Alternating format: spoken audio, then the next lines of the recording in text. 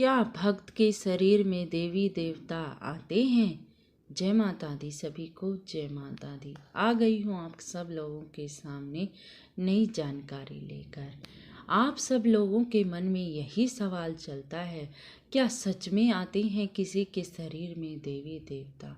सभी का अलग अलग मत है जी। कोई कहता है पाखंड है ये, कोई देवी देवता नहीं आता, और कोई कहता है कि सत्य है ये, देवी देवता भी आते हैं और भूत प्रेत भी आते हैं। सभी का अलग अलग मत है और मैं इस मत से सहमत भी हूँ। लेकिन जी, अगर आपके घर में बीतती है तभी आप जानोगे। मैं आपको समझा देती हूँ एक उदाहरण के द्वारा।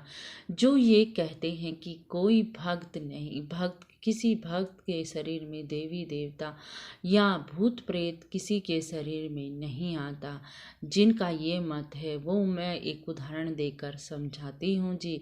अगर आप ये मानते हैं कि कुछ नहीं होता, भूत प्रेत भी नहीं आते शरीर पर और देवी देवता भी नहीं आते, तो जिसके शरीर पर बीतती है वही जानता है। मैंने बहुत से ऐसे आदमी देखे हैं जिन्होंने इलाज करवाते करवाते 10 साल हो गए, डॉक्टरी इलाज से जो हार मान गए, जिन्होंने घुटने टेक दिए, और जब वह किसी भक्त के पास जाते हैं तो उन्हें तुरंत ही आराम मिल जाता है। तुरंत ही जो उनकी बाधा होती है, जो संकट होते हैं, उन्हें तुरंत ही राहत मिल जाती है। जब वो समझते हैं कि हाँ, देवताओं की शक्ति भी होती है और भूत प्रेतों की भी शक्ति होती है। तो जिस सब का अपना मत है, लेकिन जिसके ऊपर बीतती है वही जानता है कि हाँ, देवताओं की शक्ति है और भूत प्रेतों की शक्ति भी है। तो मैं आज यही जानकारी दूंगी जी आपको। अगर आप मानते हैं तो इस वीडियो को ज़रूर से सुनना, और अगर आप नहीं मानते कि देवी देवताओं की शक्ति आती ही नहीं भक्त के शरीर पर, तो यहीं पर स्किप कर कर चले जाना जी, क्योंकि कोई फ़ायदा नहीं होगा आपका वीडियो सुनने का। जो मैं आध्यात्मिक बात बता रही हूँ आपको, वो आपका सुनने का कोई फ़र्क नहीं पड़ेगा आपको, क्योंकि जो मानता है देवताओं की शक्तियों को, वही अगर इस वीडियो को सुनेगा तो ही वह जान पाएगा कि कैसे शरीर में देवता की शक्ति प्रवेश करती है और कैसे भूत प्रेत की शक्ति प्रवेश करती है। मैं दोनों के बारे में ही जानकारी दूंगी आपको। पहले मैं भूत प्रेत की शक्ति के बारे में बता देती हूँ। भूत प्रेत की शक्ति कैसे लगती है? किसी को चौक चुराही से लग जाती है, किसी के ऊपर कोई तंत्र करवा देता है तब लग जाती है। हाँ, चौक चुराही से कैसे लगती है? जैसे पहले की बात आपने सुनी होगी, हमारे बड़े बुजुर्ग कहते थे हमें हाथों में मेहंदी लगाकर बाहर नहीं निकलना चाहिए, हमें बाल खोलकर बाहर नहीं निकलना चाहिए, हमें इत्र या परफ्यूम लगाकर बाहर नहीं निकलना चाहिए, क्योंकि इससे भूत प्रेत की शक्ति हमारी ओर आकर्षित हो जाती है। आज तो ट्रेंड चला हुआ है जी, सभी ये काम करके ही बाहर निकलते हैं, लेकिन दुख भी बहुत पाते हैं जी।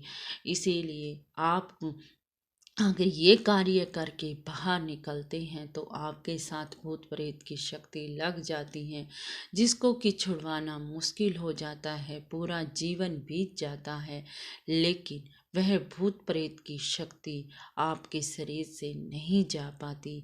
इसीलिए अगर आप के शरीर में भूत प्रेत की शक्ति ऐसे प्रवेश करती है या कोई किसी तांत्रिक द्वारा भेज देता है किसी शक्ति को, तो वह आपके शरीर में प्रवेश कर जाती है और वह आकर कई बार तो वचन भी देती है, बोलती भी है कि मैं ये नाम है मेरा, मैं यहाँ की रहने वाली हूँ। ये सब भूत प्रेत होते हैं जी, जो कि अधम मौत मर जाते हैं। जैसे कि किसी ने फांसी लगा ली, किसी का एक्सीडेंट हो गया, उनकी मौत तो नहीं आती, भगवान के वहाँ से बुलावा तो नहीं होता, लेकिन एकदम से वह चले जाते हैं, कोई अपनी आई मर जाता है। इसीलिए जी वो भूत प्रेत बनकर ही घूमते हैं। जब तक उनकी ये उम्र पूरी ना हो जाती है तब तक वो ऐसे ही फिरते हैं। तो वो किसी किसी के जब भूख प्यास से रहित रहते हैं तो वो किसी किसी के शरीर में आकर ही अपनी भूख प्यास को बुझाते हैं। तो ये तो हो गया कि कैसे भूत प्रेत की शक्ति आती है आपके शरीर में। अब मैं देवताओं की शक्ति बताती हूँ कि वो कैसे आती है आपके शरीर में। आपने कई लोगों को देखा होगा जी, कोई पूजा पाठ भी बिल्कुल भी नहीं करता, लेकिन फिर भी कहीं माता रानी की शक्ति आ रही है उसके शरीर में और कहीं किसी के गण आ रहे हैं। क्यों? ऐसा जन्मजात कैसे? पिछले जन्म में उसने कोई साधना की होगी जी। पिछले जन्म की शक्तियाँ भी हमारे साथ चलती हैं। इसीलिए अगर उसने पिछले जन्म में कोई साधना की थी, वही शक्तियाँ उसके साथ चल रही हैं। वो बेशक से पूजा पाठ नहीं कर रहा, लेकिन उसके साथ वो शक्तियाँ हैं। अगर किसी के साथ भी ऐसा हो रहा है तो आप जल्द से जल्द अपनी पूजा पाठ को आगे बढ़ाइए। जो शक्ति आपके साथ चल रही है, आप उस शक्ति को और पूजने लग जाइए। वह शक्ति और प्रबल हो जाएगी। आप प्रबल होने पर वह शक्ति सब कुछ बता देती है। ठीक है जी। एक तो पिछले जन्म की होती है, एक आपके जन्म की होती है। हम बहुत पूजा पाठ करते हैं, तो पूजा पाठ करते हैं, साधना भी करते हैं, गुरु का भी सिर पर हाथ है। तो हम पूजा पाठ करते करते ऐसी ऐसा समय आ जाता है एक कि शक्तियाँ हमारे पास आती हैं। देखो जी, मैं ये नहीं कहती देवता की शक्ति आती है। देवता की शक्ति कुछ मात्र हिस्सों में आती है जी, जैसे गण आते हैं। अगर देवता की शक्ति हमारे शरीर में आए तो हमारा शरीर उसको सहन ही नहीं कर पाएगा। देवता की शक्ति कुछ अंश मात्र आती है जी, अंश मात्र, जो हमें अगला पिछला सब कुछ दिखा देती है। जैसे कि आपने किसी भक्त की चौकी पर गए होगे आप, और आपने देखा होगा कि आपके बैठते ही वह भक्त आपका अगला पिछला बता देता है। तो वो भक्त नहीं है जी। जो शक्तियाँ उन्होंने सिद्ध कर रखी हैं, वो शक्तियाँ बताती हैं कि इनके आगे पीछे क्या है। आपने बागेश्वर धाम का तो नाम सुना ही होगा। देखो जी, वहाँ हनुमान जी की कितनी प्रबल शक्ति है।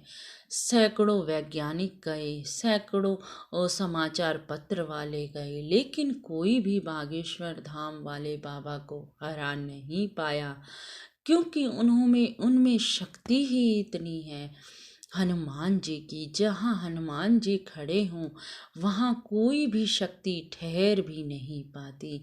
इसलिए जी, ये होती हैं शक्तियाँ। हनुमान जी के गण हैं उनके पास, साक्षात हनुमान जी की भी प्रबल शक्ति है उनके पास। तो ये होती हैं जी शक्तियाँ। कौन नहीं मानता? आज सभी पूज रहे हैं बागेश्वर धाम वाले बाबा बजरंग बली हनुमान जी को। तो देखो जी, ये होती हैं देवता की शक्तियाँ। तो मैंने आपको बता दिया जी कि आप कुछ अंश मात्र आते हैं शरीर में भगवान, जो कि अगला पिछला हमें सब कुछ पता लग जाता है। उनका अगर हम भोग प्रसाद देते हैं, जैसे जो ये भक्त चौकियाँ लगाते हैं, साधना करते हैं, उनका हवन करते हैं, उनका भोग प्रसाद देते हैं, तो वो शक्तियाँ सिद्ध होने लग जाती हैं। फिर वो उस भक्त के साथ चलती हैं। जो भक्त उनसे पूछता है वह तुरंत ही बता देती हैं। तो आज मैंने आपको इस बारे में जानकारी दे दी कि भूत प्रेत की शक्ति कहाँ से लगती है और देवता की शक्ति कैसे हमारे पास आती है। कोई जन्मजात होती है तो कोई साधना और गुरु के द्वारा प्राप्त होती है, जिससे कि हम किसी के बारे में कुछ भी बता सकते हैं। उसका अगला पिछला दिव्य दृष्टि खुल जाती है उस इंसान की, यानी कि देवता उसकी दिव्य दृष्टि खोल देते हैं जिसकी वो आराधना कर रहे हैं। अगर आपको जानकारी कुछ पसंद आई हो, कुछ अच्छी लगी हो तो कमेंट में जय माता दी लिखना ना भूलना और चैनल को सब्सक्राइब जरूर कर लेना। अच्छा जी, चलती हूँ। जय माता दी, जय माता दी, जय माता दी।